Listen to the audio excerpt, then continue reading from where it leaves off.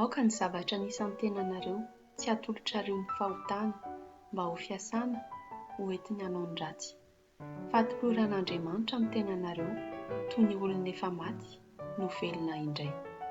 Ary atoloran'Andriamanitra ireo zavatra anisan'ny tenanareo mba ho fiasana ho entiny hanao ny marina.